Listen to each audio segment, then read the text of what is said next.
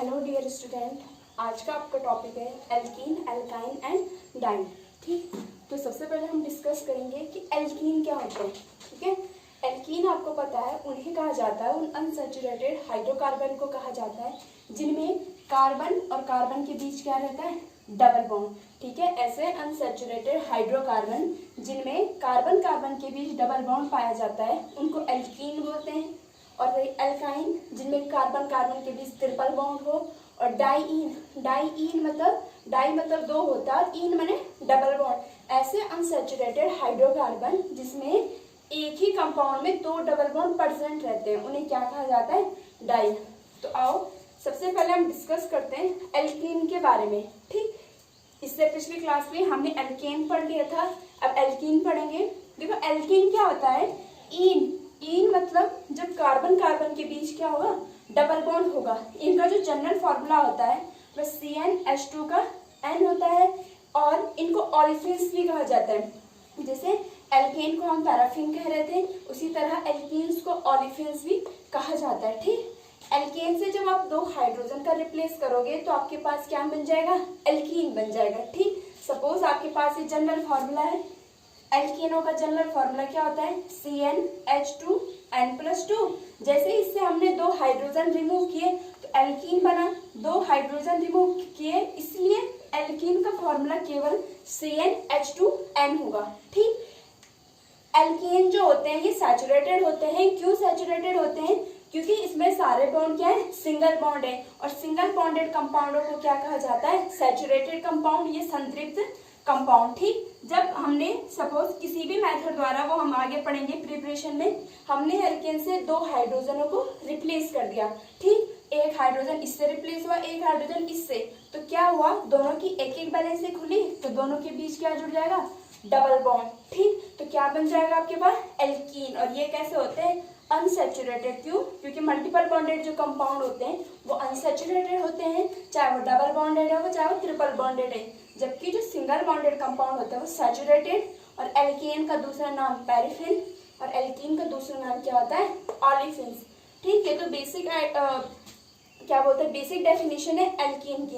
अब बात करते हैं एल्कीन के नोमेनक्लेचर की। ठीक है, IUPAC नोमेनक्लेचर करेंगे इनका।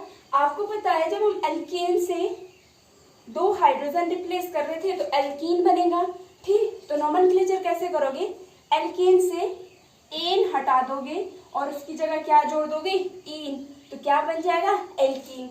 यानी आपको क्या लिखना है, रूट पेरेंट का नाम लिखना है प्लस इन लिखना है। ठीक है, जैसे मीथ होगा, रूट पे एक कार्बन होगा तो मेथ बोलते हो, तो ईन लगाओगे तो मेथीन, दो कार्बन को ईथ बोलते हो, उस पे ईन लगाओगे इथीन, प्रोपीन, ब्यूटीन। ठीक, सपोज N=2 रखा, हमें पता है एल्कीन का फॉर्मूला क्या होता है, CnH2N होता है। ठीक, तो इसका फॉर्मूला क्या बन जाएगा इथीन का, C2H4, क्योंकि आपको पता है दो कार्बन को ईथ बोलते हैं। और अभी हमने कहा रूट पेरेंट ईथ प्लस इन लिखोगे तो क्या बन जाएगा, इथीन। दो कार्बन बनाओगे और कार्बन कार्बन के बीच डबल बॉन्ड। ठीक है, तो ये पहला एग्जांपल नोमेनक्लेचर का। आगे सपोज हमारे पास N=5 है, N=5 है तो फॉर्मूले में रखोगे CnH2N, आपके पास फॉर्मूला है। ठीक है, फॉर्मूले में रखोगे तो N की जगह 5 रखो, C5H10। ठीक है, C5H10 हो जाएगा। कैसे बनाओगे, एक कार्बन, दूसरा, तीसरा, चौथा, पांचवा। ठीक, एक आपको क्या लगाना है, डबल बॉन्ड, कहीं भी लगा दो। अभी अगर कुछ नहीं दिया हुआ है कि किस पोजीशन पे लगाना है तो हमेशा फर्स्ट पोजीशन पे लगाओगे। बाकी की बैलेंसी कौन पूरा कर देगा, हाइड्रोजन। इसका एक ही बॉन्ड है तो 3 बैलेंसी हाइड्रोजन पूरा कर लेगा। इसकी 2 बैलेंसी पहले से ही है तो 2 बैलेंसी कौन कंप्लीट करेगा, हाइड्रोजन। इसकी भी 2 बैलेंसी पहले से है तो 2 बैलेंसी हाइड्रोजन कंप्लीट करेगा। 1 2 3, इसकी केवल एक बैलेंसी बची हुई है तो उस पर हाइड्रोजन। 1 और 2, इसकी 2 बैलेंसी बची हुई है तो दोनों पर क्या जुड़ जाएगा आपके पास, हाइड्रोजन। इसका नाम क्या हो जाएगा, 5 कार्बन है। नंबरिंग वहां से करोगे हमेशा जहां से डबल बॉन्ड नजदीक हो या डबल बॉन्ड हो। ठीक, 1 2 3 4 5 कार्बन को क्या लिखते हो, पेंट लिखते हो। प्लस आपने क्या लिखना है, डबल बॉन्ड है तो ईन। इसका मतलब इसका जो नोमेनक्लेचर हो जाएगा, IUPAC नेम हो जाएगा, वो क्या हो जाएगा, पेंटीन हो जाएगा। ठीक, इसी तरीके से हमारे पास दूसरा एग्जांपल है CH3 CH2 C, एक साइड हमने Cl लगा दिया, दूसरी side Br single bond, CH double bond CH2। Balance से चेक कर लेते हैं 3 4 2 1। ठीक, तो ये कोई कंपाउंड है, इसका आपको नोमेनक्लेचर करना है। तो कैसे करोगे, मैंने कहा जिधर से डबल बॉन्ड होगा उधर से नंबरिंग स्टार्ट करोगे, 1 2 3 4 5। इसमें भी 5 ही कार्बन है, तो आप 5 कार्बन को क्या लिखोगे, पेंट प्लस ईन। लेकिन इस पर क्या जोड़े हुए हैं, साइड चेन। ठीक है, ये दोनों क्या है इसके लिए, साइड चेन। और ये जो सीरीज है कार्बन की लंबी से लंबी सीरीज, ये क्या हो जाएगी, हमारी रूट पेरेंट हो जाएगी। तो सबसे पहले साइड चेन का नाम लिखते हैं।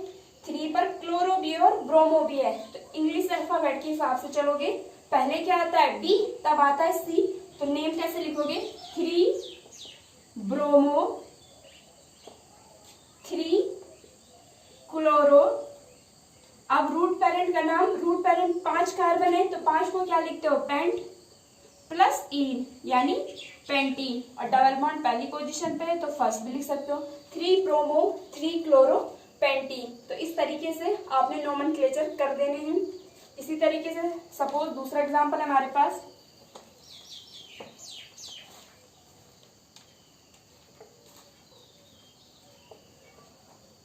CH3 C, इधर लगा दिया CH3 CH2 CH3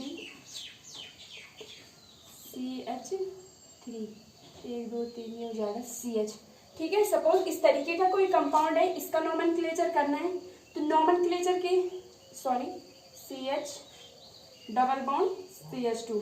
ठीक है, क्योंकि एल्कीन का नोमेनक्लेचर कर रहे हैं तो डबल बॉन्ड दिखाना जरूरी है। ठीक है, अब देखो नंबरिंग तो वहीं से करोगे जहां से डबल बॉन्ड पहले आएगा, तो नंबरिंग कर लेते हैं 1 2 3। अब देखो आपको पता है जब भी नोमेनक्लेचर करते हैं तो कार्बन की बड़ी से बड़ी श्रृंखला देखते हैं, बड़ी से बड़ी सीरीज। इधर जाऊंगी तो 4, लेकिन अगर ऊपर की तरफ नंबरिंग करते हो तो 4 और 5। इसका मतलब आप नंबरिंग किधर करोगे, ऊपर की तरफ 4 5। और ये क्या है हमारे पास, साइड चेन। ठीक है, इस टाइम पे ये हमारे पास क्या है, साइड चेन है। और बाकी जो बचा हुआ है हमारे पास ये पूरा का पूरा क्या है, रूट पेरेंट है। अब इसका नाम कैसे लिखोगे, पहले मैंने कहा साइड चेन का नाम लिखते हो, तो साइड चेन किस पे लगा हुआ है, तीसरे कार्बन पर। CH3 को क्या कहते हैं, मिथाइल, तो क्या लिखोगे 3 मिथाइल। अब रूट पेरेंट का नाम, कितने कार्बन है, 5, पेंट प्लस ईन, तो पेंटीन फर्स्ट इस कंपाउंड का नाम हो जाएगा। ठीक है, तो ये क्या हो जाएंगे, एल्कीन के नोमेनक्लेचर। कभी एग्जाम में क्या आता है, आपके पास नेम दे दिया, आपको स्ट्रक्चर बनाना है। ठीक है, सपोज आपके पास ये एग्जांपल है 4 मिथाइल हेप्टीन, 4 मिथाइल हेप्टीन 3। ठीक है, सपोज ये एग्जांपल है, इसका आपको स्ट्रक्चर बनाना है। स्ट्रक्चर कैसे बनाओगे, आपको पता है हेप्ट माने कितने कार्बन होते हैं, 7। तो सबसे पहले 7 कार्बन बनाओगे, 1 2 3 4 5 6 और 7।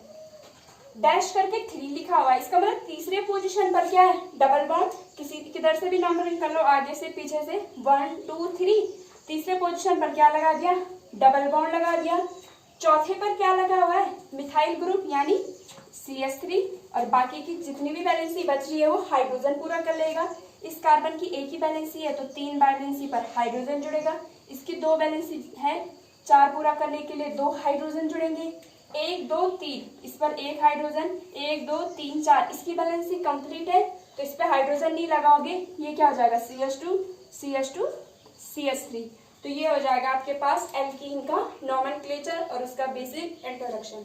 Thank you.